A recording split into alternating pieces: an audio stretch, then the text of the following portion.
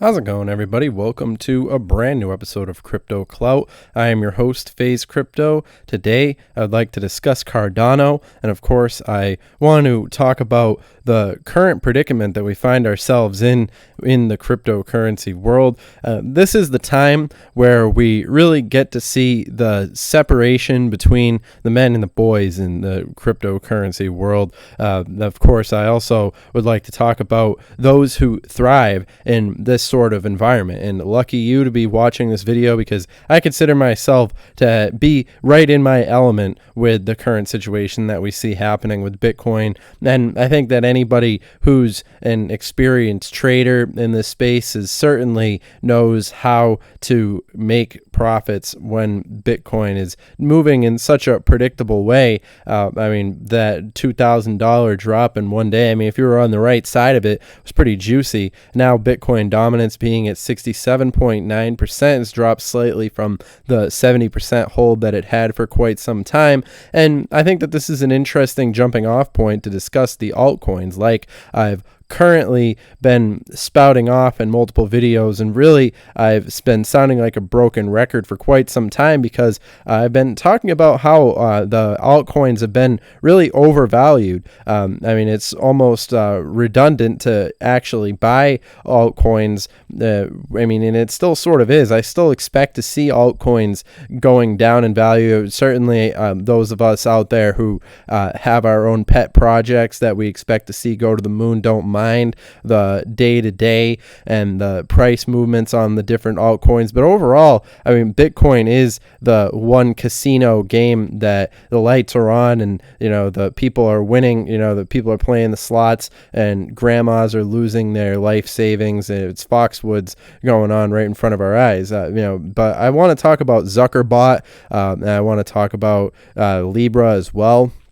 And something funny about Mark Zuckerberg. I feel like this guy is in way over his head. I feel like he's one of those people that he's just a pawn. He did his whole social media thing when he was in college, and now sort of he's in a position where he really is up to his neck in all this different types of bullshit the world over. And it'll be very interesting to see how something like Libra continues to flesh itself out. This article goes on to read now, Chief Executive Mark Zuckerberg has revealed his Libra cryptocurrency, which is largely created and sparked Bitcoin's bull run earlier this year, may now launch in 2020 as previously expected. This will be very interesting how we're going to be seeing sort of the trend of normies getting to talk about cryptocurrency, which I find quite hilarious. People mistaking the Libra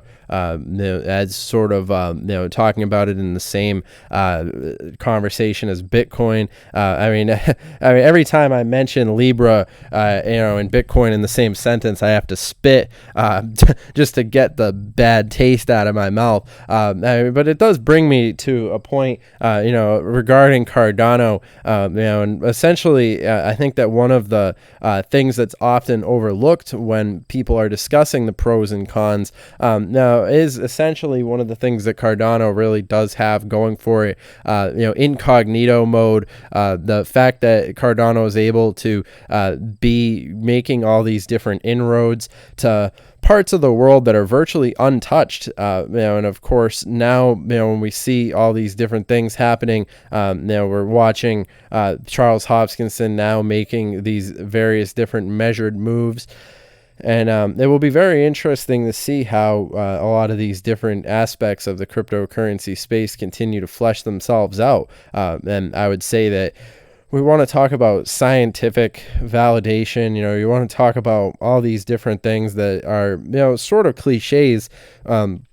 But I think that they're cliches for a reason. They're things that people have given Cardano its due for in the past, and it's one of those things that are up for the conversation as things get going. Right now, what we're seeing happening with Bitcoin is nothing new. It's a normal day in crypto to see these 22% nosedives over a weekend. And it's not really something that concerns me in the long term, especially with all the things that we're seeing happening right around the corner, especially Bitcoin's hash rate at an all-time high. All these different aspects of cryptocurrency as we've been seeing. They warn that Bitcoin's volatile, but if you had just bought only $10 worth of Bitcoin every day, you'd be up, 1,208% in 6 years. Ignore the noise and let the math speak for itself. I think that that's one of a noteworthy tweet that definitely, there's all these different thought experiments that people put out. This great tweet, by Pomp, of course, is an avid tweeter. Now, on a percentage basis, people on Bitcoin's Twitter understand that money is better than people on Wall Street. I think that that's interesting as well. Now, especially as we see, I could pull up the world debt and be a broken clock, because that's a meme that we've gone over again and again on this channel as well. It's sort of become a meme at this point to watch the global debt, and sort of grab a bucket of popcorn and watch the current paradigm as we've been seeing these things flesh themselves out, which is, I think, in my humble opinion, one of the greatest advertisements that cryptocurrency could ever actually get.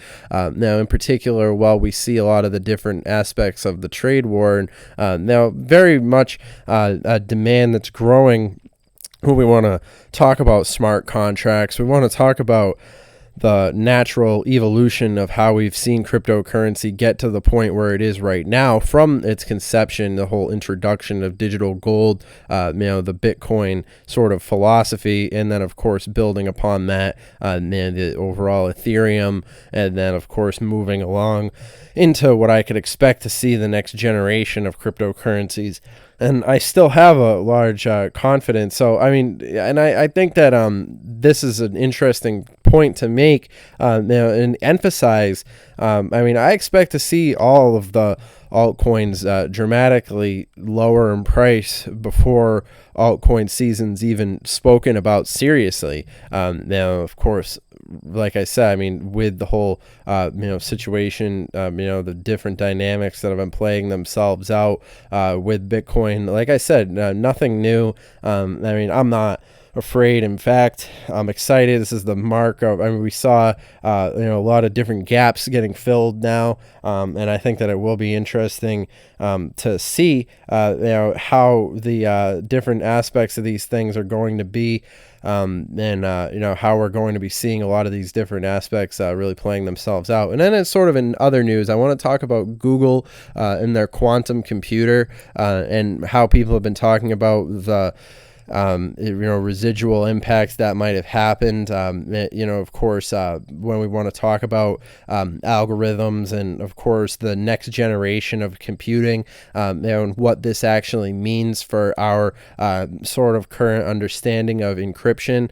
It's just interesting for me to bring up a topic like that, especially how all these different things have been sort of correlating in the background, and it just sort of brings to mind how smart technology that average everyday Joes don't necessarily have access to. So just a sort of a prompt of the day for anybody out there who wants a homework assignment. Put that in the comment section down below, what you guys think of that whole opinion. I think that that's something that'll be interesting to put out there, and at least get some discussion. Always interested in hearing your opinions on that kind of stuff.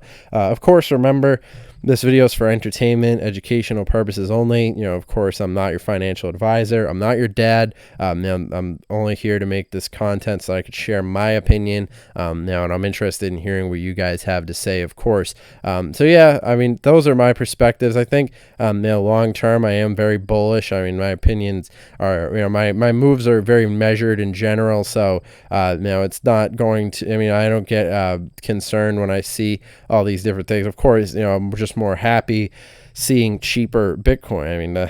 Who isn't? And certainly high risk space. You've all been warned a million times, I'm sure. But yeah, I hope you guys have enjoyed this content. Of course, I'll see you guys in the next video. I'll leave you with this tweet. If you sold Bitcoin at 13K, to buy the dip, then you're a genius. Then I mean, those of us who are in that boat, sorry to people who were panic selling at the 7,000 region. I mean, we'll see if it drops below that, but that's a video for another time. So all that being said, make sure that you guys subscribe and all that jazz, and I'll see you guys next video. Moon the likes, moon them up, smash the like button, all that stuff if you like the content, if you like my little spiel, and I'll see you guys next video. Have a good one.